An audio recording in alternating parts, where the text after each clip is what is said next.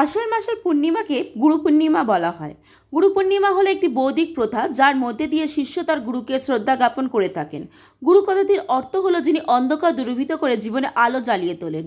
গুরু মানে মা, বাবা, শিক্ষক, অফিসের বয়। এই তিথিতে মুনি পরাশর ও সত্যাবতীর ঘরে মহাভারতের রচিত মহর্ষি বেদব্যাসের জন্মগ্রহণ করেছিলেন।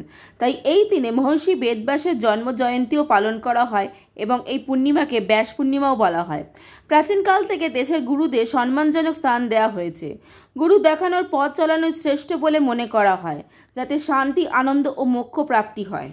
পঞ্জিকা অনুযায়ী এই গুরু পূর্ণিমা শনিবার 20 জুলাই সন্ধ্যে 6:40 পড়ছে এবং রবিবার 21 জুলাই বিকাল 6:16 পর্যন্ত থাকছে। 21 জুলাই গুরু পূর্ণিমার ব্রত ও পালন করা যাবে, তবে 20 জুলাইও রাতে এই পূজা ও ব্রত করা যেতে পারে। এই যোগে যে কোনো ধরনের কাজে সাফল্য লাভ পাওয়া যায়।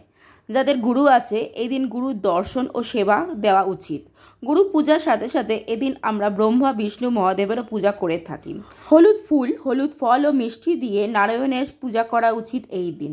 যাদের বৃহস্পতি গ্রহ দুর্বল আছে তারা এই দিন হলুদ মিশ্রিত জলে স্নান করবেন। গরিব দুস্থ মানুষদের এই দিন হলুদ ফল ও মিষ্টি দান করবেন, এতে বৃহস্পতি গ্রহ সুফল দেবে।